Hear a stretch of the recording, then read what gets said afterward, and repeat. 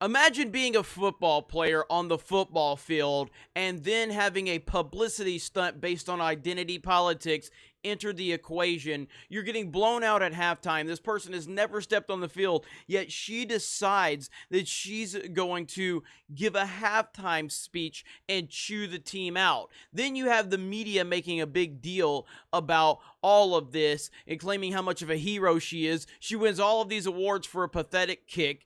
All of the players are being slammed. The head coach gets fired. And now heading into the Georgia game, we had reports that a lot of players were basically said, we're walking out, we're done. We're not going to have this nonsense. We're not going to be a part of this nonsense. And now we have reports that the Vanderbilt Georgia game has been canceled.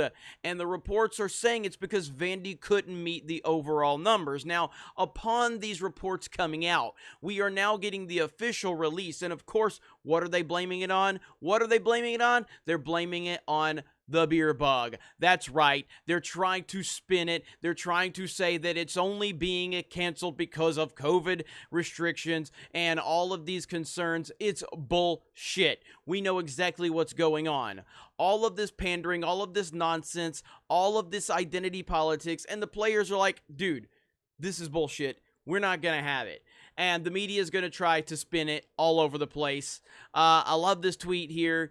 COVID-19 injuries and opt-outs. Not sure what the breakdown is of those three categories, but firing the coach led to opt-outs at South Carolina. If this school gives up on the season, the players might too. And, you know, this is the official release where they say they're postponing it for COVID concerns. But we know the truth. We know exactly what's going on. Here's Outkick. Vandy, Georgia canceled after Commodores can't meet roster requirements.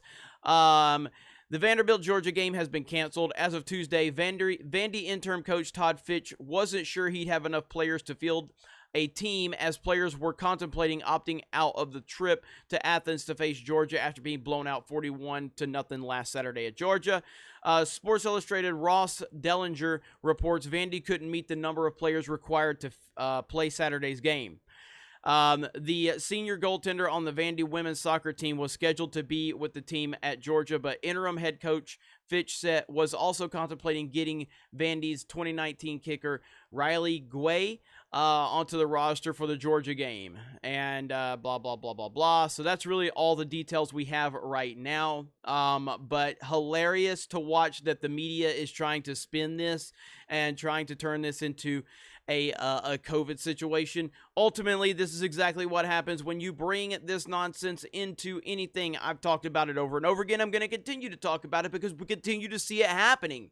When you bring identity politics, when you bring social justice narratives into any equation, it's like a disease, and that disease will spread if you do not get rid of it quickly.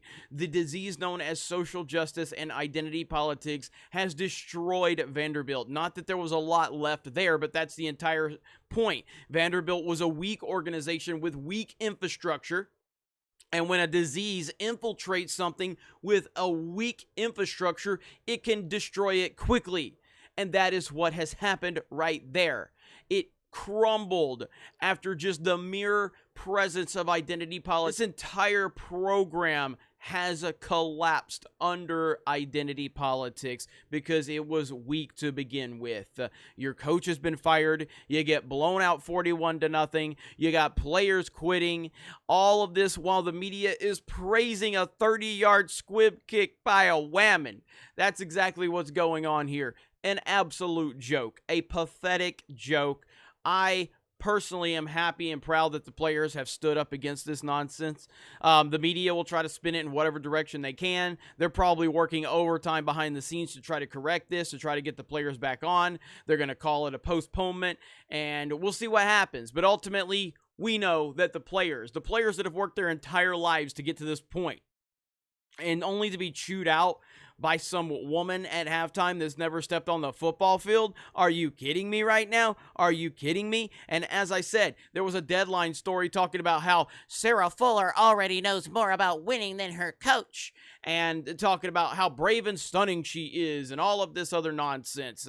It is laughable, and they deserve all of what's going on. They deserve all of the jokes that are being spread now, all of the laughing, all of that is deserved, and Vanderbilt is a joke. The players don't deserve it, but the university and the pandering, they do deserve it. And we're going to continue to see how this all plays out, but man, identity politics ruins everything it touches, everything, and Vanderbilt is the latest victim of that. You guys have a great day. Thank you very much for checking out this video, and we will talk to you later.